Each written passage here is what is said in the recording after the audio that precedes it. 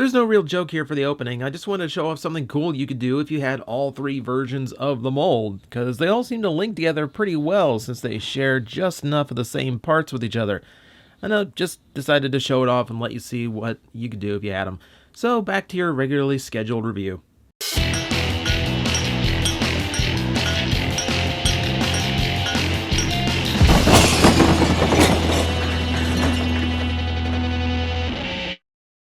Titan's Return is officially winding down, but we still have a few toys left before Power of the Primes takes over, so we're going to go and take a look at what is supposedly, or at least presumably, the final mass retail release for the deluxe class. That is Slugslinger, brought back from the G1 Target Master Decepticons to the modern day where he's now a Headmaster. Sorry, Titan Master. Take your pick. So I've always had a fascination with this toy. I never had it as a kid, at least not the original one, that is. But I got stuck at another kid's house one day where this was sitting in his room, and for whatever reason, I can't remember the kid's name, can't remember what we did that day. I can remember that little Slugslinger. So this has always been in my mind. So it's very cool for me to finally own one of my own, even if it is the modern version. Hey, kid from 20 years ago, 25 years ago, my Slugslinger's better than yours. Ha! He is a double nose-coned jet with twin cockpits, which is exceptionally strange. I did a little bit of digging. I couldn't really find many jets that had two side-by-side cockpits like this. And the ones that I saw were definitely not shaped like your standard jets. So this is definitively Cybertronian and interesting in design. It's the one thing Slugslinger's always had for him. A different vehicle mode with a very unique feature. He's cast in a very kind of a palish blue color as well as off-white, very close to his G1 toy. Looking quite good, and plenty of tampagraphs going on this guy in order for a little bit more color to show. You're not seeing a whole lot of paint. In fact, in this mode, pretty much no paint is going on here, outside of maybe little bits of detail. But you've got tampagraphs there, indicating some of his old G1 stickers. Always nice to see. Decepticon emblems on the wings, of course. And then you have the cockpits themselves, translucent blue with seats inside, because, you know, Decepticon on Cybertron is going to have room for a human. I don't know why. He does suffer a little bit of that I've got my robot mode kind of tucked in underneath my jet, but he doesn't hang down terribly far, so I'm not going to give him too much flack over that one. What I love about this is he's Titan Master integrated, of course, so along with these two cockpits that do absolutely nothing, you have a third, which actually does hide his Target Master Caliburst, named after, well, his Titan Master, named after his Target Master, who has a nice little seat inside. I love this. There's part of me that really wants more redundant cockpits added to every new iteration of Slugslinger we get. Though, not a very well-used character, so I imagine this might be the last one we get for a while. But yeah, I'm quite happy with how he turned out. It's a very solid little vehicle mode. No landing gear, but hey, he sits fine on his own. Let's take a look at everything else real quick. So for starters, we have his Titan Master. Caliburst here, shock and awe, has a fully painted face.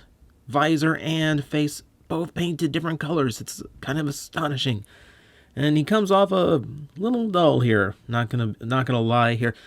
He kind of has Top Spin's color scheme going on, so it looks like a little tiny Top Spin, which is kind of funny to me. But yeah, at the very least, they painted his face this time, so he has a little bit of something to him.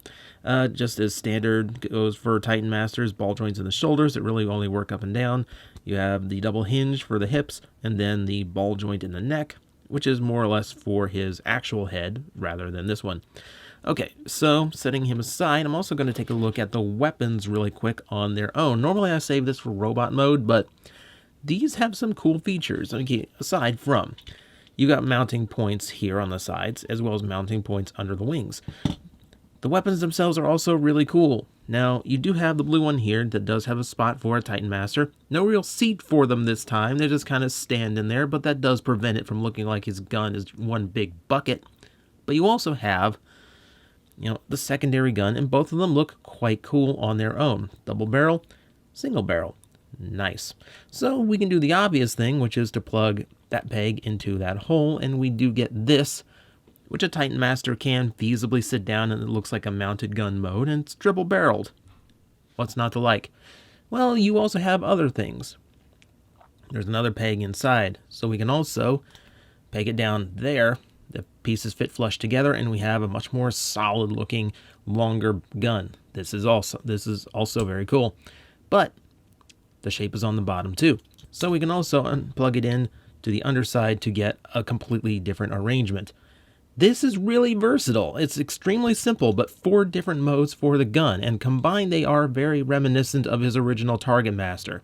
This is extremely clever, and this is the kind of thing I wish they could do a lot more often with some of these guns. I really, really like this. Okay, so accessories aside, little head aside, let's actually talk about transformation.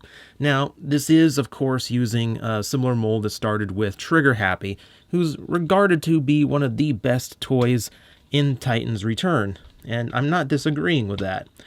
You know, I would put Topspin higher, but that's all just personal opinion. The thing was, when they remolded that for Misfire, you pretty much had a pretty good consensus that they changed so much they felt like different toys, aside from the legs being the same transformation and molding. I don't get that here for Slugslinger. Unfortunately, he is quite a bit just Misfire with new parts. You're going to find the same transformation Misfire had, so you're not going to get much of a new transforming experience out of this toy. So that's just something to be aware of when you go in. You know, don't expect too much originality here. So in the time it took me to explain that, we're just about done. Fold up the arms into place, make sure everything is pegged in, flip out hands, and we're ready to just socket on that Titan Master, which we fold up in half like usual. Plug in.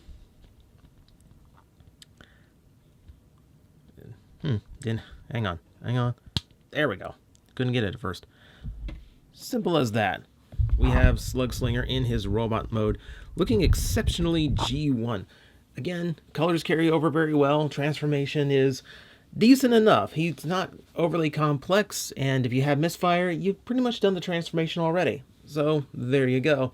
He's quite a bit the similar toy when it comes to that. So we start in, as always, with the head. And this is something interesting about this toy. The colors are very much his original G1 toy, which is something Hasbro's known to do. The head, on the other hand, is based on the animation model, which does have a different face, especially in the eyes. This is kind of strange for them to do. This seems like a way of kind of splitting the difference between the Hasbro and Takara versions, because the Takara version does have the darker colors from the cartoon. So I can kind of see what was going on here. Still, a little bit strange, but interesting at least. He's bound to hit at least one of your nostalgia points. Design-wise, he's very much like his previous Decepticon former Target Masters. The proportions are spot on. He looks quite strong in robot mode, and he does come across like the G1 character well enough. Right down to the fact that most of his jet mode seems to be riding on his back. That's the unfortunate thing here. It makes the vehicle mode come off a little bit uncreative when you find out he just kind of has to wear it as a backpack. It does give him an interesting silhouette. He's a little bit Seeker-ish, a little bit Conehead-ish, but not quite. But, you know, that's a little bit frustrating.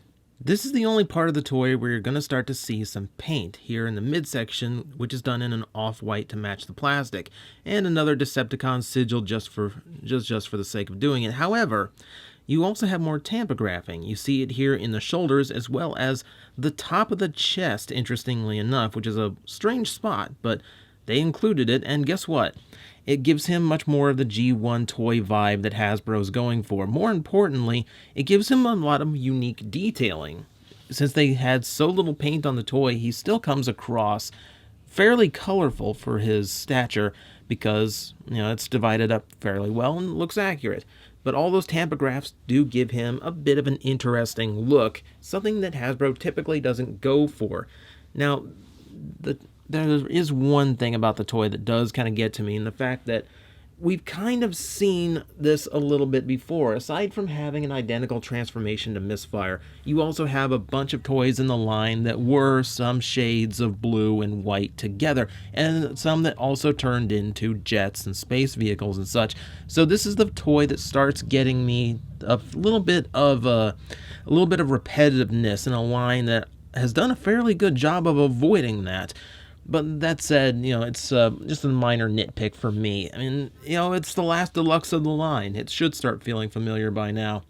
So I will go ahead and go to the articulation rundown, just to give you an idea of how functional the toy is. The ball joint in the neck is full rotation. It's got a little bit of tilt and wiggle, but full rotation is what you want. You have a ball joint, or no, I learned this before. It's a pinned joint going this way and a hinge here in the chest, giving what should be universal range, but it feels off. There's a few directions it doesn't quite turn and rotate in the way I would like to. You have a full 360 bicep as well as an elbow joint that goes just beyond 90. You have nothing at the waist. Oh, I'm sorry, I was confusing this for a different transformation. Okay, so yeah, full waist joint. Thank you very much, glad I checked that. So, ball joints in the thighs, working full range, full 360 thigh rotation, as well as a very deep knee bend thanks to the transformation. No ankle joints, unfortunately, but he does have a slight tilt, so he stands at a more natural pose. So let me finish it up here. We'll go ahead and add in his big gun in its fully combined mode, and go ahead and give him a little bit of a pose just so you can see the range of articulation in action. Unfortunately, the wings will get in the way here and there, but for the most part, they do stay out of the way, and you can get something relatively interesting for him to do pose-wise. Luckily, big heel spurs mean he doesn't have any balance issues despite all the junk in his trunk. So that is Titan's Return Slugslinger. I'm really happy that this toy managed to get out. I am really kind of... unfortunately, it's kind of difficult to track down right now. Last wave toys generally are, but I'm glad to see that they completed the Target Masters from the Decepticons, the large ones anyway, and they do at least make a very nice team together. I call them like Pants Brothers because they're all using the same leg molds. He does do a lot of remolding to separate himself from Misfire, though the transformation is going to feel familiar, and if you have these all together in one shelf, you're going to be seeing a lot of blue and white robots. That aside, he still stands out as a really nice upgrade of the original toy, worth tracking down if you're after a complete Titan's Return collection. Just good luck to you, because he's going for a pretty penny right now.